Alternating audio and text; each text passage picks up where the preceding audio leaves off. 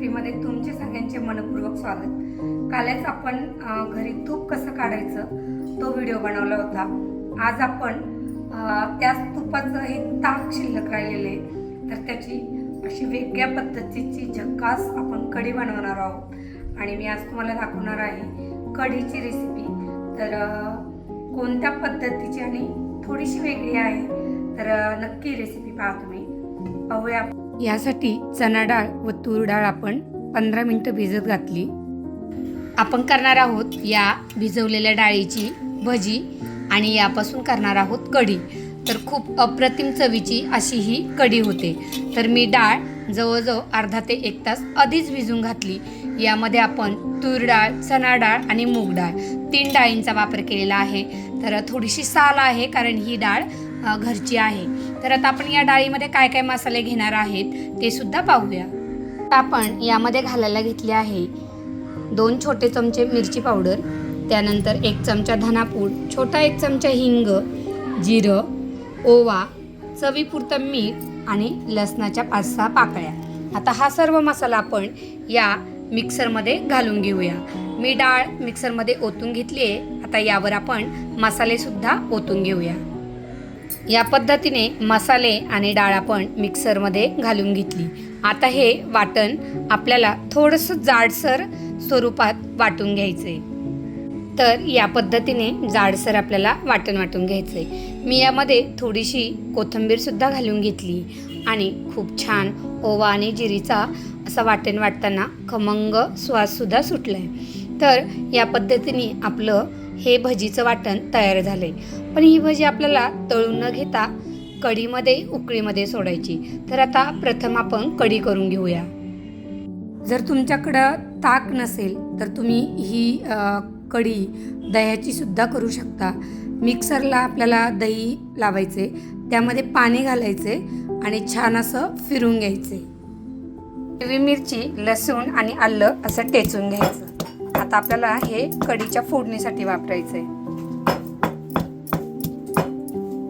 या पद्धतीने जाडसर असं फोडणी तयार करायची। तेल गरम झाले, सगळ्यात पहिलं आपल्याला यामध्ये घालायची मोहरी। मोहरी छान तडतडून झाली यामध्ये घालायची जिरी। आता यामध्ये आलं, लसूण आणि हिरवी मिरची आणि सगळ्यात महत्त्वाचा भाग म्हणजे कढीपत्ता।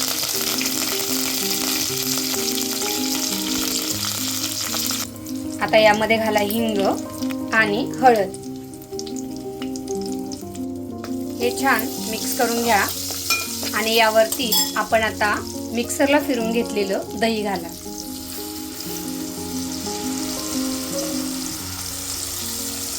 यात चवीपुरते मीठ घालून घ्या आणि मिक्सर धुवून पाणी घालून घ्या आणि याला चांगली उकळी येऊ द्या।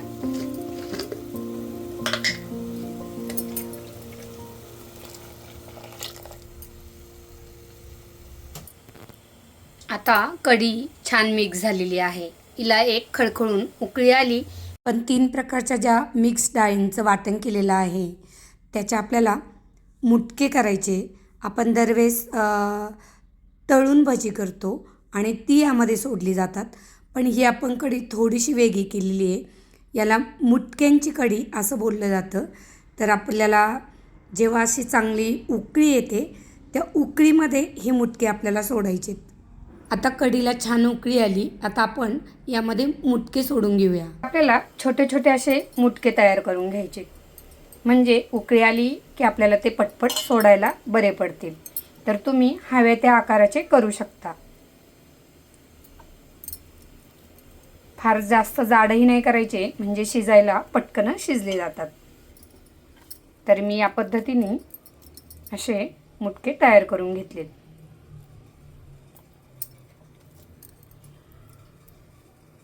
मुटके आता या उकळीमध्ये सोडून घ्यायचे किंवा तुम्ही असे डायरेक्ट घेऊन हातावर सुद्धा असं करून डायरेक्ट उकळीमध्ये सोडू शकता।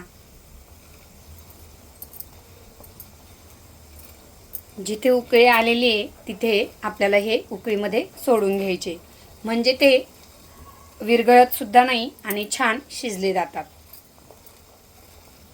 खळखळत्या उकळीमध्ये मुटके सोडले की आपल्याला गॅस बारीक करून घ्यायचा आहे।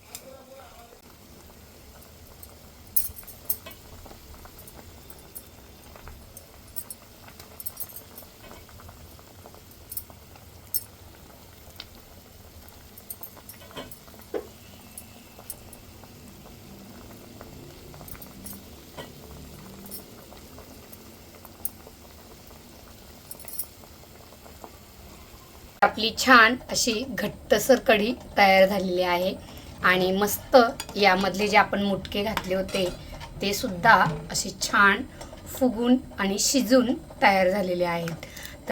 ही कढी खायला खूपच अप्रतिम लागते आणि यातील जे मुटके असतात ते सुद्धा खूपच चविष्ट लागतात.